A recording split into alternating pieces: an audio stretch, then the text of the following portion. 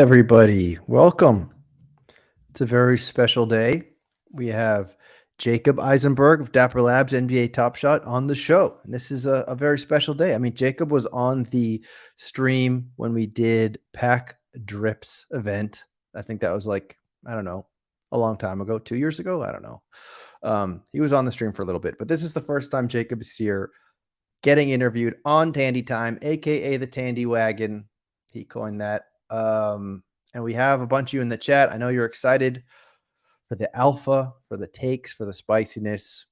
Anyway, let's bring Jacob in. We'll give him a little good old community. We love the community. There he is. It's on, Tandy. Thanks for having me. All right. Thank you for being here. Well, Jacob, where do we start? There's so much that we could talk about. Why don't we just start with the most recent? Tell me about this rookie drop. How did it go in your estimation? Just tell me your general impressions of the rookie drop and how that went. Yeah, I mean, first and foremost, I think it was a lot of fun, right? Celebrating Victor Wembanyama's top debut alongside father of the elite rookies. I think this is arguably the best rookie class we've seen in at least a decade. So it was awesome to kind of be able to celebrate them. Obviously, a lot of anticipation, a lot of excitement. Seeing over 24,000 orders for those 6,000 packs with the pre-order was awesome to see. And then, of course, instant sellouts, both web and mobile with significant demand. So, yeah, I mean, rookie season, early NBA season, and then we have a lot more coming on top very soon. That's awesome. Yeah, it was great to see the demand. It was great to see all the rips on Twitter. It seemed like everyone ripped Victor Wembanyama, so that was impressive. I don't know why does it always seem that way? Like, why does Twitter always show you? Why does it always induce the FOMO? Do you have any idea how that works? I'm not an expert on the them, but my guess is it has a lot to do with what you've previously engaged with. So if you've been to people share great polls, they will show you that. If you've engaged with people sharing negative sentiments, it will kind of surface that. Right, all of these platforms are really in the balls game and the engagement game, and more that they can do to just do what you've seemingly liked in the past, the more likely that you're going to keep coming back. Yeah, that's true. By the way, chat. Okay, so Jacob, I'm trying to chat with you, even though I'm hearing like you kind of on echo, but I don't know if that's you or if that's me. So chat. I hear the echo as well. Well, I turn off my. I've got Eddie going. I could turn that off. Speaking right into the regular MacBook. I think it's better now. Better now. Okay, great. Yeah. All right. Okay. Sure. So yeah, the product, I think, again, it looks great. I think I like the new layout. I like the way the moments are now laid out. I like how it shows you the final score on the back. It just looks really clean. Looks really nice. So now this year we're going with series, 23-24. Obviously that's a departure from what we were seeing on the platform in the past. How does that factor in when you think about, like, I guess just continuity, for continuity's sake? Like, is there any thought of maybe going in reverse and like adjusting what previous series are called, or what are you thinking about around that? Yeah, no intentions to retroactively change anything from previous series. But this was kind of an important for continuity going forward. Of course, when you think of Series 4, there was anything but continuity, right? It entailed more than one NBA season. It was 2 WNBA seasons, 2 off seasons, and we kind of made a decision very early, or I guess midway through Series 4 last summer of, I kind of think we have to stick with it so that we can start next series with the NBA calendar rather than arbitrarily during the off season. Yeah. Okay. I'm still getting a little bit of weird feedback. Chat, let me know if you're getting it as well, or if it's just me. Because if it's just me, I'll just refresh and come back in. Yeah. So it looks like, I don't know. Jacob, do you want to try maybe refreshing? I'll play like a technical difficulties video and bring you back in. You want to rejoin on like a Do new that. browser or something? Sure. All right, here we go.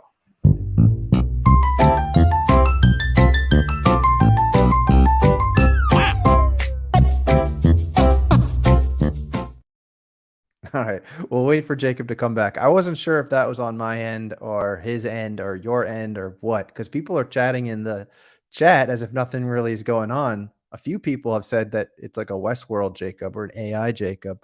Um, we will wait for Jacob to come back though, and we'll continue. So remember, get your questions in the chat. Let Jacob know your questions. Keep it respectful, of course, and we will try to find out as much as we can about all your curiosities.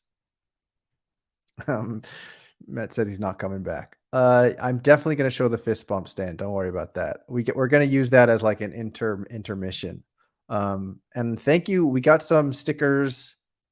We'll call those out. We'll call out one of them at least, which is from Boston Base. So thank you, Boston Base. Only Tan, very respectfully.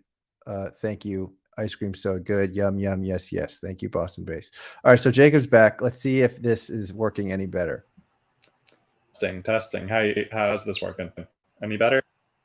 It's still not very good. Still not good. Okay, let me 1 second. Maybe join from your phone. I don't know what's going on. Yeah, I'm not too concerned. I think how is this? Any better? Yes, this is now better. Great. Yeah, All right. might be giving me some issues. Okay. All right. Well, we got Boston Base. We also got Jump Shoot. Ice cream so good. Jacob, would you like to do the ice cream so good honors? All you, man.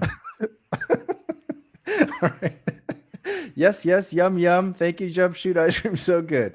All right. Okay, back to the chat. Here we go. All right, let's see. We got a list of questions here. What else, Jacob? It's a big series. Like 23-24. This is a big series, big rookies, big adjustments to the platform in terms of the rookies. We're going to have more burning, more leaderboard activity, that kind of thing. For some people who maybe feel like it's a lot to keep up with, like how would you catch people up if they haven't really been keeping track of all the blogs and they want to know like how is this series different or what do they need to keep in mind for 23-24? Yeah, I think the high level is every week on Top Shot, there will be kind of a natural cadence, and starting on Thursdays and Fridays with the announcement of what's coming the following week. And you kind of saw that last week, right? The announcement on Thursday, pre-orders open, the drop happening Tuesday. You're going to see a similar cadence this week, next week, and continuing throughout. And as we have already started to establish, every week there's an opportunity to get rewards. So last week, of course, 5 collectors on the Spurs leaderboard, the Thunder leaderboard, Hawks, Pistons, Hornets, Blazers, they all got the chance through a weighted airdrop of receiving a rookie debut from one of those headliners. Same will continue every week in terms of weighted airdrops to both the team and soon the player leaderboards when we're not talking about rookies, and there are going to be, obviously established players where those fans have been collecting them for multiple series at this point. And then from there, in addition, there are going to be burn leaderboards and opportunities for collectors to burn existing rare legendary supply to get the new rares and legendaries as they're coming out. So every week there will be a new opportunity for both excitement of receiving new content, but also making utility out of your existing collections. Got it. So leaning into the burning and the leaderboard utility. Because I know also like previously when those were set up, I think there was some time when maybe the individual player leaderboards were not really being used. People are like, well, why are we doing this? So it sounds like this series, we are kind of addressing that with more clarity than we did previously. Yeah, absolutely. Every week there will be new opportunities again for rewards, new opportunities, new reasons to keep your moments locked, new reasons to lock your moments. And what's been really cool is through these weighted leaderboards, we've seen not only the top collectors, but also collectors in the thousands winning the luck of that weighted airdrop. So the rationale of Top Shot score on a weighted airdrop basis, of course, means that if Top Shot score is working as intended, the best top collectors are going to win more times than not, but everyone will have a chance as long as they're locking. Yeah, I think everyone really likes that. You know, we're sick and tired of seeing Alexo in those photos. No, I'm just kidding. All right. And what else? I mean, I know recently we're hearing about the new utility for your moments. So some people have shared some information about this game that you guys are building. Can you tell us a little bit about that, or what can you tell us and what can't you tell us about this game that you guys are building? Yeah, so play tests are officially underway. We've rolled it out to about 50 collectors so far. That will continuously and gradually increase. But it's a really exciting new fun way to engage, follow the NBA season with a game mode on Top Shot that kind of takes the elements of previous game modes on Top Shot, such as flash challenges, but really heightens it, makes it more fun, and creates more game theory, more gamification along the way, all while still kind of taking the core principles of maybe previous issues with flash challenges where there were wacky distortions in the market as a result of, say, Duncan Robinson scoring the final field goal for Miami. And this game is going to kind of really concentrate around top performers on a night in, night out basis and giving collectors the opportunity to really use moments from star players more often. Interesting. And in terms of like when people play these games, is it going to be like, is the reward structure going to be similar to what we've seen already for flash challenges, or are you still trying to figure like what that might look like, or what do you think? Like, how's this going to be similar and different from flash challenges, if that makes sense? Yeah, it will. I think it's one of those where you'll have to wait and see, but there are a bunch of different ways in that it's different, including the duration of some of these contests will not be single night events, but rather over the duration of several days, if not several weeks. So lots of different iterations being tested. And that's partially why we are doing these play tests. We are kind of stress testing the system itself, but also building with the intention of trying a few different iterations, getting feedback, collecting feedback, and then again, updating the plans based on that feedback. Okay. So Ryan has a good question here, which is, will the game have tiers? So will you be able to play as a minnow or as a whale versus Alexo? Yes. No further comments there, but yes, there will be perks for having higher tier moments. And then over time, I don't think this will be the first rollout, but over time, I'd anticipate that there will be different types of lobbies and contests based on only being able to use a certain tier of moment. Got it. Cool. Well, I think a lot of us are excited for that. I think, a reason to get onto the platform every day besides just participating in the marketplace is definitely key. Something else actually that just came off the top of my head when I talk about coming back to the marketplace, has there been any thought about having like a more of a social aspect on the platform? So like we're coming onto the platform, let's say daily, to put our players into this game. What about the idea of sort of connecting and collecting, connecting with the other people on the platform, and instead of using third party, instead of using Discord, instead of using Twitter, has there been any thought there? Yeah, definitely. I mean, especially with the launch of the app, it just totally changes the game in terms of the ability to socialize the Top Shot experience further. I would say right now, top priorities are kind of continuing to fortify our systems to better accommodate kind of all of the different game theories and high-end speculative ways to play Top Shot, including burn leaderboards. And then secondarily, really bolstering the very early kind of entry points into Top Shot with what is that first time new collector experience looking like? What is the offering they're going to get? What is the on-rails experience we can provide where after they buy their first pack, they're not kind of now suddenly in the Wild West trying to fend for themselves in the marketplace, but rather real clear goals, real clear kind of reasons to collect and continue to build your collection. And that all kind of ties back to what's really fun and unique to this season on Top Shot is all of those different game modes and concentric circles around how to collect are actually finally concentric in the sense that the leaderboards tie into the weekly drops and the burning ties into the weekly drops. And the trade ticket opportunities tie into the weekly drops. And it's not all these different disparate kind of categories of things to do, all operating in silo from each other. Yeah. Something I saw also around new users, or I think around new users, was these team packs. Can you share anything about these team packs? Yeah. I mean, I think the natural conclusion of most first-time collectors, say, Tandy, you're a Celtics fan, and let's say historically you've come to Top Shot and the first pack you bought was either, say, a base set pack or a hot pack as recently as last season.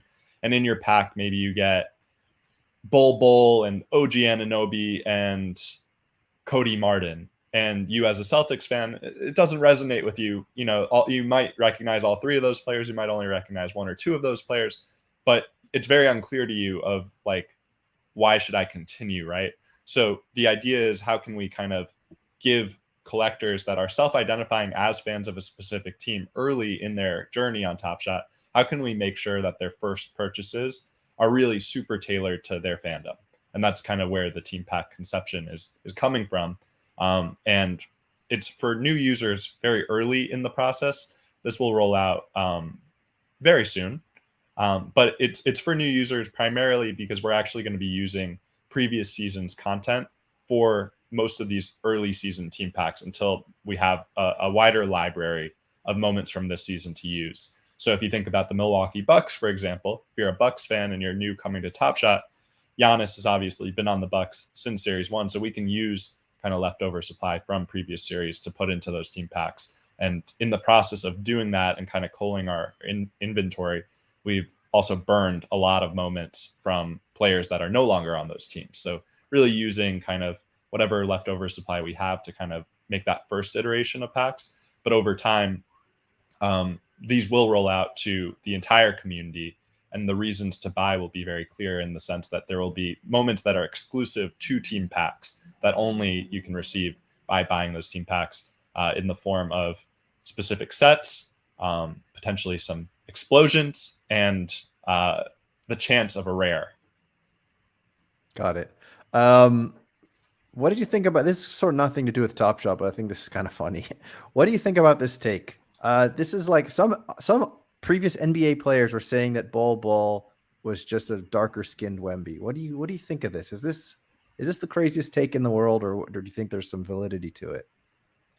I think it's a little disrespectful to Wemby and probably a little disrespectful to Bol as well. They're very different players. I think offensively they might share more in common than, you know, the Bol hater might recognize. Defensively, I think is where the big difference is. Wemby has incredible instincts for a 19-year-old, is always seemingly in the right position, seems to communicate super well, and probably has slightly better, if not much better, lateral quickness. Whereas Bol hasn't shown much interest on that end to being a defensive force, even though at 7'3", 7'4", he certainly theoretically could be a great defender. Yeah, it's a very good political answer there. And yeah, it is kind of crazy when you think that Wemby's only 19. That is kind of mind blowing, isn't it? Yeah, it really is. So one thing that I know that some people were complaining a little bit about the rookie drop was that they reserved, didn't get anything, and some people reserved and got a bunch. Is there anything that's like in the works so that it's something that's a little more, what's the word, like democratic, or where people egalitarian, maybe? That's a good word. There you go. Where like you want 30 and I want 2. You'll get your pack, I'll get my pack. You'll get your second, I'll get my second, and you can get a bunch more. Is there anything in the works for something like that to happen in the future? Yeah. So obviously we saw this feedback very consistently in the last week. And I think it's important to clarify that from a product standpoint today, we are not technically capable of doing that egalitarian distribution. That's not how the pre-order system was designed.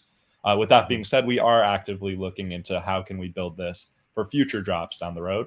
Now, I would caution and say that everyone gets 1 before someone gets 2 is probably not the right way to think about it, from the standpoint of that totally harms those with very big collections and high Top Shot score. There should be a perk and an advantage to a high Top Shot score. And that doesn't necessarily convey if everyone's getting one before I can get two. With that being said, certainly there could be a world where there's an upper limit of the number I, as someone with a high Top Shot score, can have compared to someone with no Top Shot score or a very low Top Shot score. Gotcha. I wonder if it's almost like different SKUs, so to speak, where you could buy like like multiples, like you buy one or you buy five, or I don't know. That's for your developers to figure out. I know this is another thing that people have been discussing, collection organization. I know that there's been some progress there, and I think Roham might have hinted that that's also something that's being worked on. Can you tell us anything about collection organization? I mean, Mike Levy wants a virtual room. He wants a virtual cigar room. What's going on there? Yeah, well, I think just to back up for a quick second, one fine point on the pre-order system. In this most recent drop, I believe the number was 77% of collectors that pre-ordered did not get the number of packs that they asked for. So it is working to the degree that it is more egalitarian than it's only favoring, the top of the top whales. With that being said, again, we are going to continue to investigate ways to make it more kind of egalitarian across the board in ways that are still kind of incentivizing people to continue to build their Top Shot scores for those distinct advantages. The collection organizing conversation, something super high up on our list. I think it goes back to kind of how do we make Top Shot more social? Well, one very important part of making Top Shot more social is taking pride in how you show off your collection. So obviously, the community that is watching this stream has probably seen or has participated in pinning moments to their collection. And that was something that when launched, I believe we saw 33% of collectors that were active that month pinned within 24 hours. So it didn't have full penetration, but certainly there's an appetite for that and more opportunities for us to investigate how can we make showing off your collection, displaying your collection more powerful. I think that also kind of starts in the frame of mind of how do you make it more shareable, right? Not just from a standpoint of when I go to my collection, how can I like create new folders and bucket my collection that way? But what's going to really incentivize you as a collector to want to take your collection to X or to Instagram or TikTok, wherever it may be, to show it off to friends? Because that's how you're going to get, I think, a little bit of that further word of mouth opportunity. But I think it is, frankly, a little bit secondary to the way we're going to get word of mouth. And I'd be surprised if anyone in chat strongly disagreed here. The way we're going to get word of mouth is building the best collectible product. And that starts with the economy first and foremost. It has to make sense. It has to be something that everyone's going to want to come for and not feel bad about showing up for. And I think that's a little bit of a departure from the past in terms of just how the economy design worked. But that is our top priority this season. And once that economy trust is built, then we can kind of delve into the shareable social features. And I do think that will kind of have a nice kind of momentum compounding effect of not only am I excited about Top Shot, again, because I trust that what they're building makes sense as a collector, but secondarily, now I feel pride to show it off rather than fear that I'm going to get laughed at by everyone on Twitter because Top Shot was so 2021. When you talk about the strength or like rebuilding the economy, how much of that? So, for example, I know in the past there was some lack of clarity around like how many moments every player would get, or I mean, even when the blog would describe it, it still felt a little bit unclear. This year, it seems very clear around rookies. Can you remind us though around like, let's say star players, like, is it predictable? Has that been written? Did I miss that in a blog about like, how many moments how many rares, how many legendaries will like say Giannis have this season? Sure. Yeah. I mean, from the legendary standpoint, there are going to be 2 or 3 legendary sets this season, working on that third. And that's something we're pretty excited about. But between the flagship legendary, be it Top Shot 50 or Hollow Icon in the past, and the finals, obviously only 2 teams can be represented in that finals legendary set. From the rare tier, we conscientiously moved Fresh Threads out of the rare tier into the common tier. Obviously, many in the community will remember Donovan Mitchell gate last season, where he received a fresh thread and a throwdown within a few weeks of each other. And that was obviously frustrating to many, and understandably so. So I think you're going to see a lot more clarity as far as the mint counts go. That many of those were shared in that initial blog around collectability and why Top Shot is the best sports collectible in the world. Mint counts for the rare tier capped out at 699, and the legendary tier capped out at 89. And again, remember, the utility is going to be a huge kind of turning point this season compared to in the past, where every time we do have a Giannis rare in a pack drop, you have the opportunity to kind of call your shot and reserve that Giannis rare by burning old series Giannis rares. And so what we're anticipating through that is a lot more demand for what's already existing in the community or in the ecosystem, and a great opportunity for collectors that are the biggest fans to not only potentially receive those moments through those burn leaderboards, but of course through the weighted airdrops.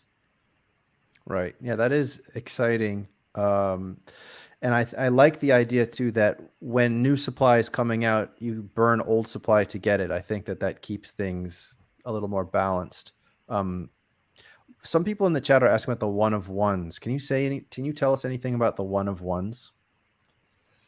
Yeah, so it will be up to 10 rookies receiving one of ones. Those one of ones will come from the player's first game as a highlight reel. It will get the rookie premier, kind of the 3-star rookie badge. It will not have the Top Shot debut badge, but they are incredibly awesome from kind of the looks of them.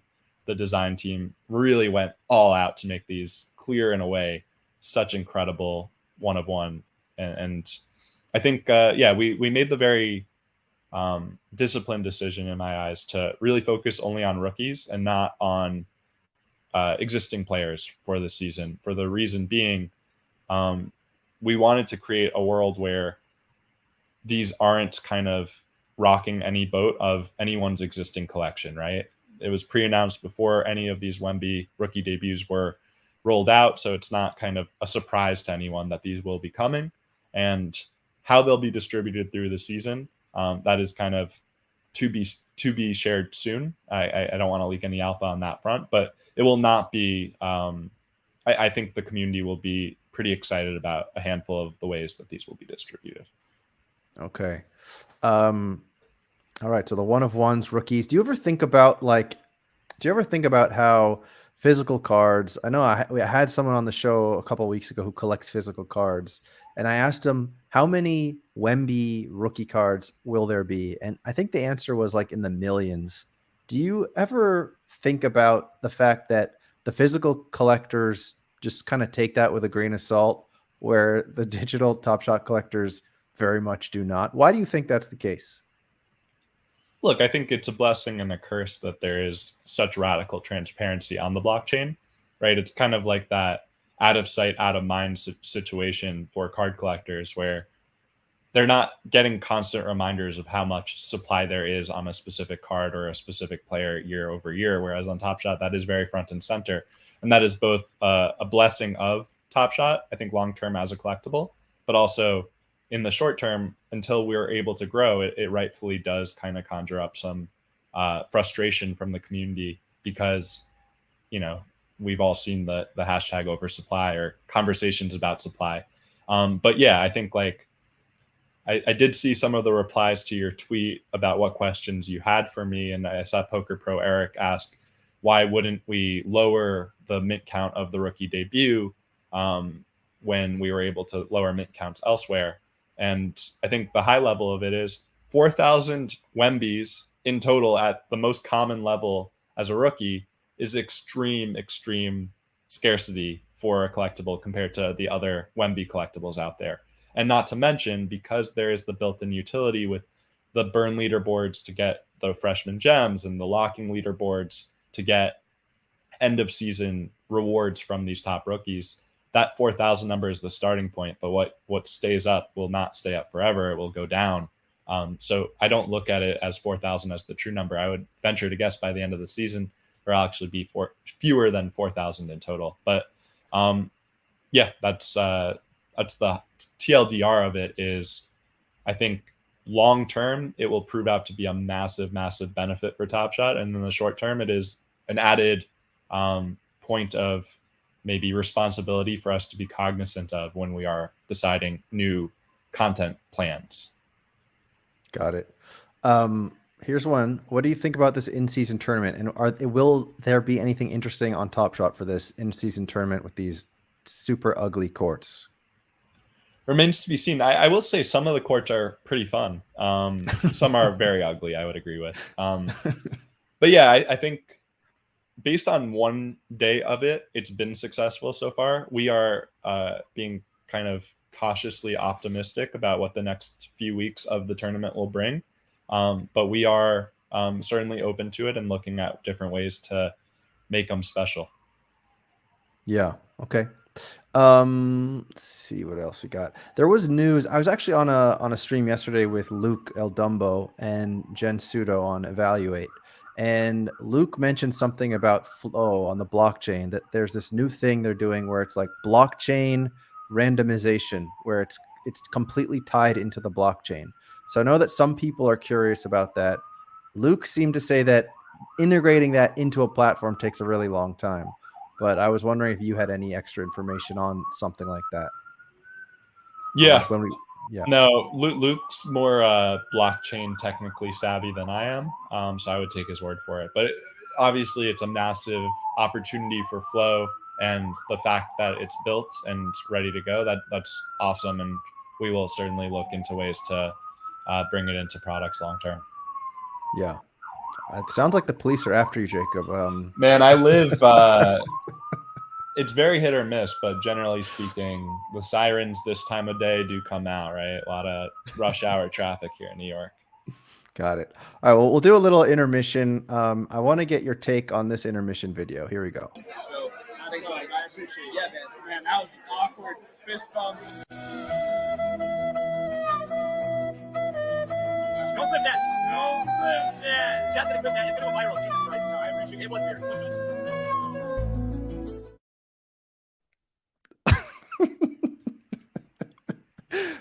What's your feedback on that video, Jacob? Take us through it.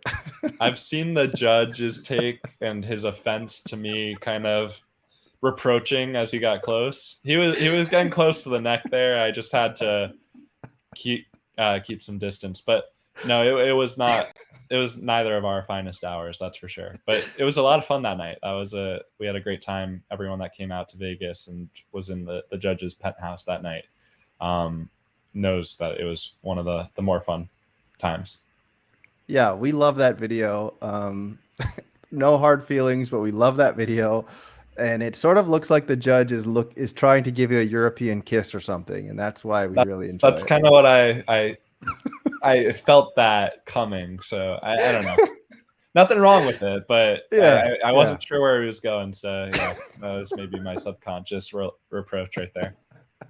I think you handled it pretty well. You called it out as it was happening, and it was, no one would have known about it unless the judge then went to the camera and said, "Nobody clip that." And then I was like, "All right, I guess this is my time. I'm supposed to do this. I have a calling here." But anyway, thanks for that. For the record, I had no intentions of joining the stream that night. He was just streaming in the penthouse and asked if I could join, and I was happy to. It was a fun opportunity, but now we have that moment for the rest of our lives. I know. I love it. That's definitely a good one. You actually have a few good ones. I didn't clip the other one of when it was Pack Drip's event and Dream Shaker threw his whole team under the bus and like you were calling it out. That was really good too. Yeah, he was like a hybrid between Christian Wood and Andre Blatch there. Just like went straight to the cameras and they're not passing me the ball. He was pissed. I loved it. Yeah, that was a good one too. Yeah, I really liked it. All right, let me catch up here. I think there was something here that someone was asking. Oh, and Cam wants to see it again. People definitely like it. Let's see. There's something here. I think so. Tunes is asking. This is Tunes must be tuning in late. Yeah, that's the gamification on the platform. Tunes. It's like a new fast break game. Use your moments over the week. You'll learn more soon. Okay, let's see what else we got. What about? I guess we can just do some NBA takes for a second while we wait for the chat to come up with any other questions that they have for you. But what are your hot takes so far in this NBA season?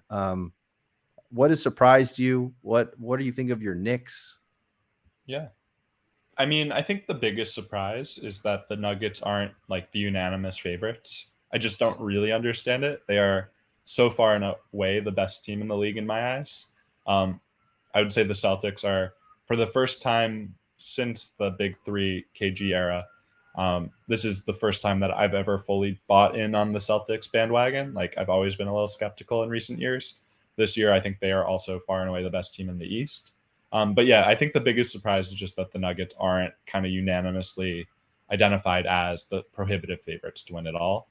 As far as hot takes beyond that, that's not, I guess, a super hot take, but I think like the Clippers and the Suns are both in for a little bit of a painful awakening. I'm not sure that either is going to finish with home court advantage in the playoffs, and I wouldn't be surprised if either one or both were actually in the play-in tournament at the rate they're going. Obviously, it's very early on both. For my Knicks, I think we're fine. I took the under. I felt like there was a little bit too much anticipation, too much hype. I think we're a team that will beat bad teams and will be competitive with fine teams and lose to really good teams. And it's I don't think enough's been discussed about just how good the Knicks schedule has been to start the season. The Spurs yesterday were the first team all season that we played that were like clearly not a potential home court possibility in the first round of the playoffs. I think before that, our other wins came against the Clippers, the Hawks, and the Cavs. So all solid teams, no one incredible. Our losses, meanwhile, have come against Boston, New Orleans, who I think that was a bad loss, but Zion kind of went off that night.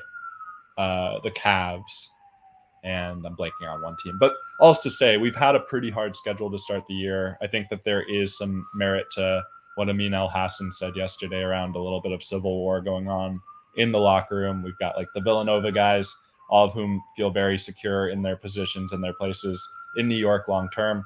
And then you kind of have the other group, and that other group, be it Julius Randle or Emmanuel Quickley or RJ Barrett, they've only been hearing their name in trade rumors for 2 years now. And I don't think it was a coincidence that RJ Barrett switched agencies over to WME from CAA, even though Leon Rose, the president of the Knicks, is former head of CAA, and pretty much everyone else on the roster is a CAA client. Okay, well, we'll see. I know Julius Randle, definitely his stock is not very high right now. There are some questions up here that Metz was asking, which I think we kind of answered though, but I'm being told that I didn't ask these, but I think we answered this one, which is defining success, which is about the controlling the market, the economy. Would you add anything else to that? Yeah, I mean, I think growth, right? And growth doesn't necessarily have to be in the form of like these unrealistic numbers, but I think continuing to have more collectors coming back month over month rather than churning collectors month over month. And we're starting to see positive tailwinds in that direction. But yeah, I think the best way to grow is going to be a fun, collectible product where the economy is trustworthy and engaging. So I would say those are the two criteria I'd look at as kind of the most important. And certainly I think we've planned this season to continue to sprinkle out really fun, exciting things throughout the way, but with predictability being such a paramount part of our plans. And would you say that that's also the more or less the answer in terms of like past users and how you want them to experience the platform? Because there's also some questions around like past users and who are still here, who, you know, have kind of seen the ups and downs. Like what would you say the strategy is to like surprise and delight them as well as the new users? Yeah, I mean, I think again, the weekly opportunities to get rewarded as a experienced collector is something that we haven't really leaned in as aggressively as we are this season, right? So between the weighted airdrops, the burn leaderboards, the new game mode that will be coming out, there will be really strong reasons to have a rich and deep collection of star players moments and grails. But yeah, I think beyond that, just having fun, right? Every week we'll have drops that we anticipate in terms of how we are kind of modeling out mint counts and how we're kind of planning to do our set design for the season. We anticipate that the packs will be pretty fun. And now that we have the pack marketplace, there will be opportunities to kind of continue that fun beyond just the drop into the challenges that will launch alongside the drop, right? Every challenge for set completions this season will have locking as a major component, and rather than last season where it was lock 6 of 9 to get this reward, it will be lock all of the additions in this drop to get the reward. So more timely, our set reward packages are going to be on a rolling basis rather than we're taking the snapshot 4 months out from now and we'll update you 3 months later when your pack is ready, right? It's all going to feel far more cohesive and tied to kind of the day-to-day enjoyment of being a basketball fan rather than kind of all these trying to follow kind of maybe a roadmap of what we said in a blog 6 months ago. So does that mean the way that people were locking their sets and then like waiting months in the future, that's not going to be happening moving forward? It's going to be like locking it this week, getting your thing next week? Yeah, I think you saw that maybe last week with rookie debuts, and we put out a deadline to lock your rookie debut set to get a pack for the month. And we're going to continue to do more like that than say how we've done it in the past. But more details will be shared with every kind of drop announcement that we do of which sets you're able to lock to get that pack or a corresponding pack in the near future. But yeah, I think in this world, certainly instant gratification, or as close to instant gratification as we can offer, is far better than kind of making Top Shot, a part of your day-to-day homework of trying to remember what you're owed, when you're owed it, and how you're owed it. Yeah. So Green Curry had a question on the rookies. How many postseason moments can a rookie have? Yeah, we haven't even gotten to the postseason, just transparently. Like, we obviously have ideas of things that we think will be cool and exciting for the postseason, but I'd be lying if I gave an answer today, just because we're going to let the regular season kind of unfold. We're going to continue to gather our learnings, take a much more measured approach this year than try to put ourselves in a spot where we're kind of tying ourselves to what I say on November 9th, knowing we have a long season ahead. But I can assure you, you will have all the clarity in the world of how many moments a rookie can have in the playoffs well before we drop a single playoff rookie. We are going to be responsible with those timelines, but we're not going to, in the same merit of being responsible, we're not going to rush to give an answer. Yeah, that's fair. I personally thought the redemptions were a really interesting thing. Do you guys, does that mean you're still not quite sure if you guys are going to run back redemptions this season? Yeah, I think from a high level, redemptions is something that I also was a huge fan of and continue to be a huge fan of. I think there's a lot of merit to it. But again, speaking to all the different, and I do apologize for the sirens. It's okay. I just like pretending. I just like pretending that they're after you, and you're fitting in like this meeting. Yeah. No, I think, like, again, if you look at a week in the life of a Top Shot collector this year compared to in years past, like, there will be a consistent day of the week for pack drops. There will be 2 different offerings, right? There's going to be the guaranteed hit, and then there's going to be the rip that costs less than $10 and gives you a chance of getting something. Yeah.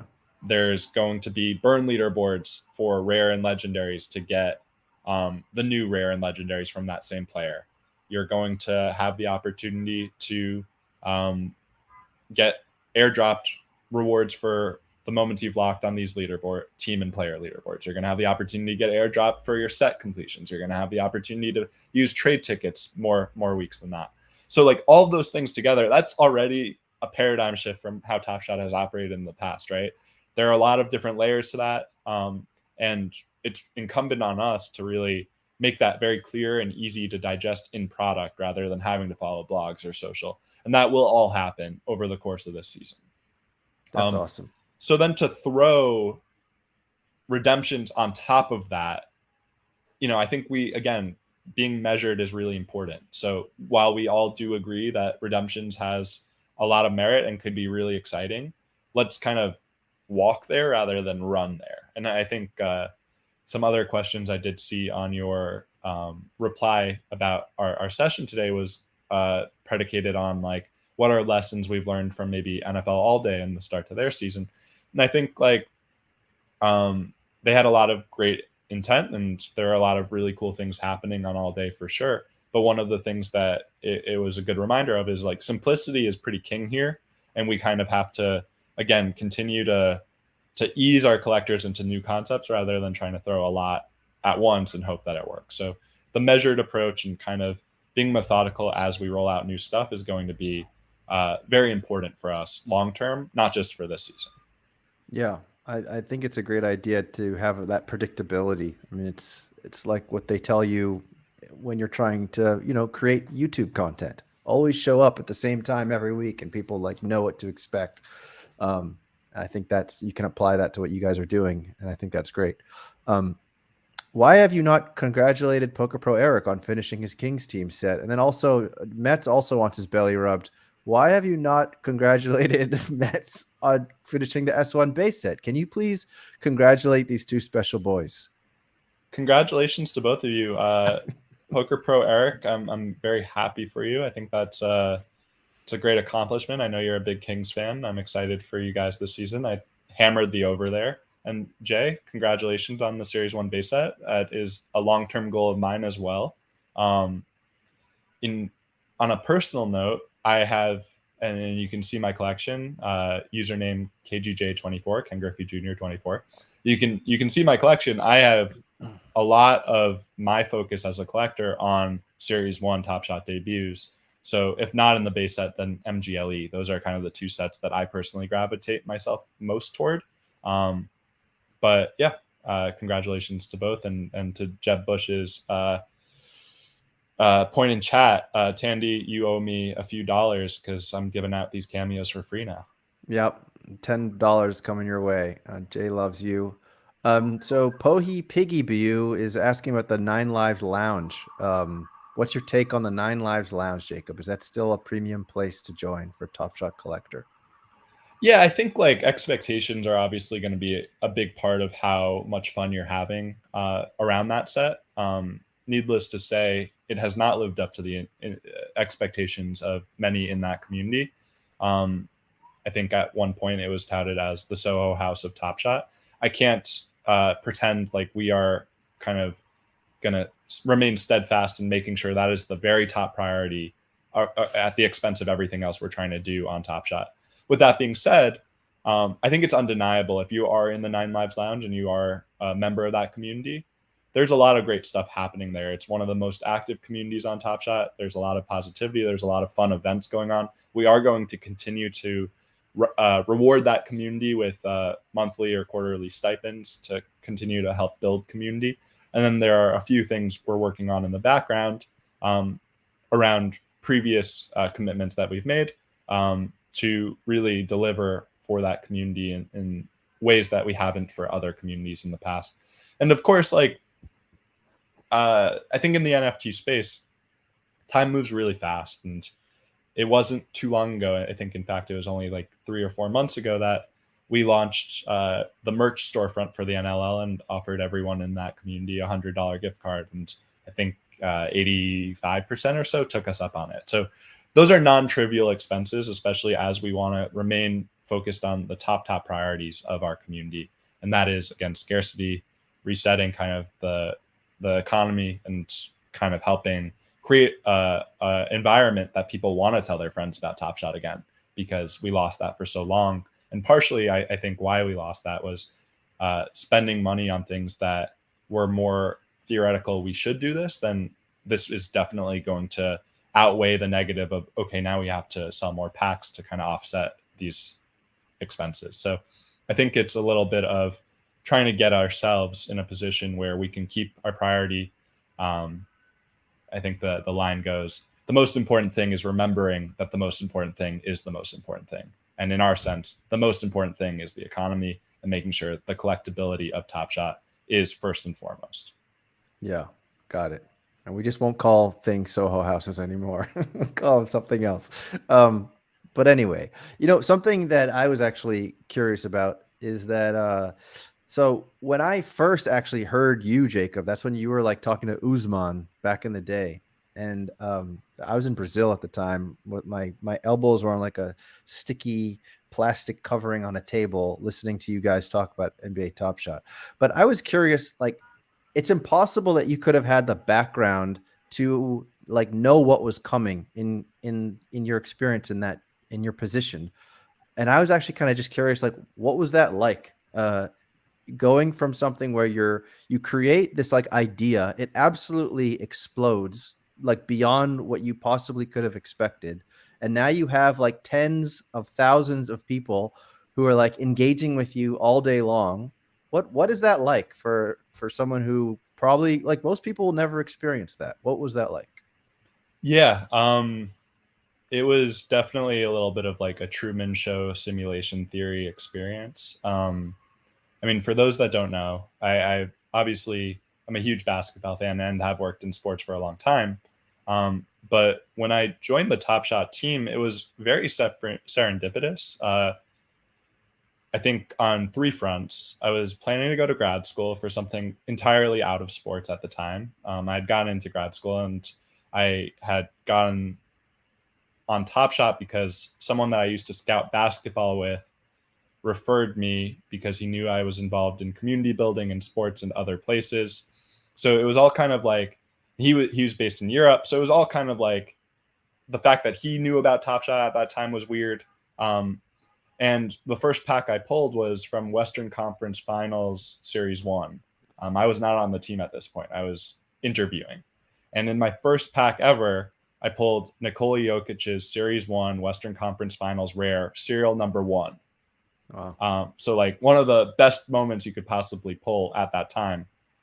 And that night, I listed it in the marketplace for $1,000, not knowing anything about Top Shot really, other than, well, I know serial number 1 is going to be valued. And Dottie, shout out to Dottie, he bought it within like 5 minutes. And that from that second on, I just understood Top Shot immediately, right? And obviously, I used that money to then reinvest and buy a bunch of lace 'em up packs, and that the rest is history, right? And I think at that time, I joined the team more or less around that same time. So that was in itself like, what a way to get introduced to Top Shot, right? And that's why I always, to this day, try to ask and dig a little deeper on like what is the right first way to experience Top Shot, because I'm convinced that had I not had that unique experience of being able to sell a moment at that much of a price point, I don't think I would have fully understood Top Shot immediately to the degree that I did. And I grew to love it way further, not because of that sale, but because it gave me the great start that I needed to really want to dive deeper into the product. And then from there, I would say just when Top Shot went viral and how it was going, there were 2 marketers on the team. It was a very small team. So I was, behind pretty much every tweet, every email. And it was a extremely chaotic time working East Coast, but for West Coast hours. I think from Super Bowl Sunday, the Tom Brady Tampa Bay Super Bowl, from that Super Bowl Sunday through May, I think it was April 29th to be more exact, I worked 7 straight weeks, 7 days a week, no days off. And the days of the week were 9 a.m. to like 2 a.m. every day. And that it was so invigorating to wake up every day at the challenge, the Herculean task ahead. But all of that was crazy. And one of the things that made it even crazier is those days of the week entailed so much more like ridiculous, like Bill Simmons has a term, the Mike Tyson zone, where there was a point in time where in the 90s, Mike Tyson could do anything, or you could tell someone that Mike Tyson did anything and they'd believe it because it got so crazy. And that was very similar for me, where there was a day where I had a Zoom with Logan Paul, followed immediately by CJ McCollum.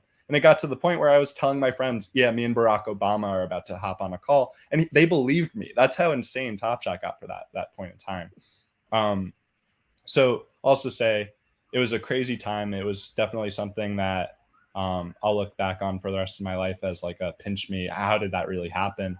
But of course, like working that hard, and I like to think of myself as an empathetic person, getting a lot of feedback, even when times were good, they weren't always considered good in the community because while maybe account values were going up, people weren't able to withdraw their funds or whatever it may have been, right? There was always a soup du jour of a massive existential problem that we had to solve. So the stress was pretty immense throughout as well. And like, how did you deal with that? I mean, I don't know. How would like the average person deal with it? Just seems like a Herculean amount, in my opinion. Like, how did you turn your brain off if you were working like 14-hour days? What? Yeah. Did you not lose your mind? No, I think I always was able to keep a pretty relatively level head about it, right? But yeah, it was definitely a very eventful time in my life, and one that I'll forever be grateful to have had, but probably won't long to return to, just in terms of the immense stress of it all. Yeah, okay. That sounds about right. Optical's asking about League Pass. I know League Pass was definitely something that people enjoy, the challenge for League Pass. Is there any thoughts to do something like that again? Yeah, so I think the way we're looking at League Pass this year is there might be opportunities through the captains programs or through various different opportunities later in the season as League Pass becomes more affordable. But this one goes back to a little bit of prioritizing, as the most important thing to remember is that the most important thing is the most important thing, and all of these things like League Pass, as great as they are, it's hard to point to people saying, the only reason I'm around on Top Shot is because they gave me an opportunity to burn 2 rares for League Pass last year, right? It's a nice thing for us to do, but I think prioritizing, again, the economy is more important, and that's kind of where our focus is. Okay, that's fair. Okay, well, chat, we're at an hour, so let me hear any other last questions you have for Jacob. I want to see if I have any other fun videos for Jacob. We didn't play the 9 Lives Lounge look-in, which we should play whenever we talk about the 9 Lives Lounge, so we'll play that.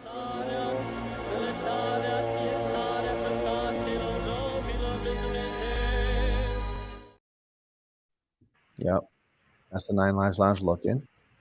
I see a question about the license. It runs through more or less the end of the decade. So whether it's 2028 or 2020, it's around then, and that's been publicly shared in the past. The exact day and month, I couldn't tell you, not because I don't want to, because I don't know, but around then. Okay, there you go. Okay, so that's AG's question. Green Curry's asking, any plans for favorite team rewards? I think favorite team rewards. Yeah, you did mention something about this. This is speaking to, I choose my favorite team, and therefore I have added perks of that being my favorite team when it comes to potentially getting rewarded for that team. I think it's a multi-step process right now. One of those steps is the ever important locking of your favorite team to ensure that people cannot just jump from favorite team to favorite team as new perks arise. And of course, there are also the realities of those perks would need to be pretty great to justify someone not just choosing the Spurs as their favorite team this year, given the opportunities to win Wemby stuff. So I think there's no specific kind of structure today of, because I am a Knicks fan, I'm going to be rewarded with more Knicks moments, though we certainly encourage and have discussed with our captains things along those lines, and I'm sure they are interested. But the ability to lock a favorite team, the ability to have cooldowns on being able to change your favorite team, the ability to choose multiple favorite teams, not just for the folks like me that also identify as Liberty fans and want to be able to show off my Knicks collection and my Liberty collection, but also the fans that maybe are Mavericks fans based in LA, right? So things like that are things that we're absolutely looking for as well. You know what you should do is you should just have like a quiz. So you say who your favorite team is, then you have to pass a test. And if you don't pass it, they're not your favorite team. Sorry. Right. So Cam, too generic. He's looking for the full pack marketplace. I mean, I know we're making a lot of advancement there. Is there any kind of date in mind for when he'll be able to sell his base packs?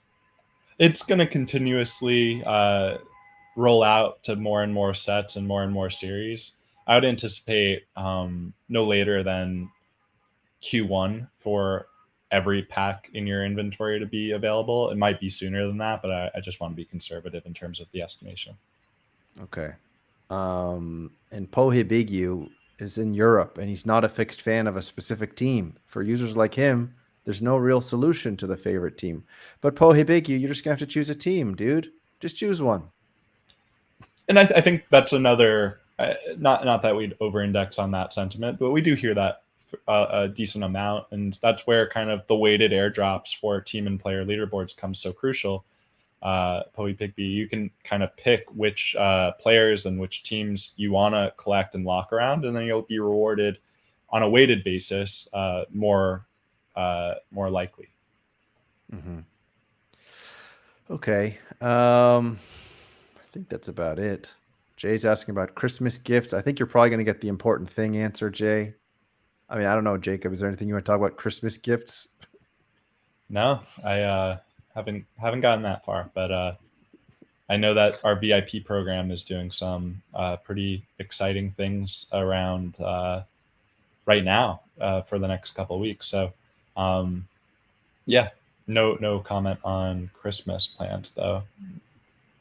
Okay. Trying to think if there are any other ones that I saw earlier that I want to make sure we touch on. I mean, there were a lot of great questions. Thanks everyone for joining and asking. And Tandy, awesome job moderating. I would love to join you again up here in a little bit of time so that we can kind of pick back up on any of these questions. It's always good to be able to,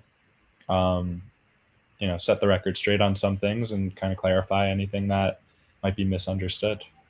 Awesome.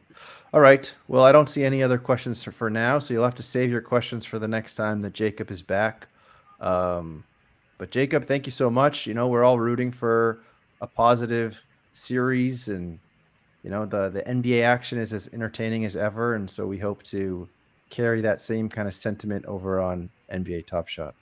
Absolutely. Well, Tandy, again, thank you for having me. And if I could plug something real quick, I'm not sure if it has gone live yet, but monitor Top Shot Social in a little bit, because there will be some more updates coming out very soon, and excited to share those. And get ready, because we have some more pretty awesome drops coming. Okay, we'll give a little Ray Allen yes. All right, well, with that, Jacob, thanks so much, and we'll talk again soon, and take care until the next time. Thanks, guys. Have a good one. Take care. Bye.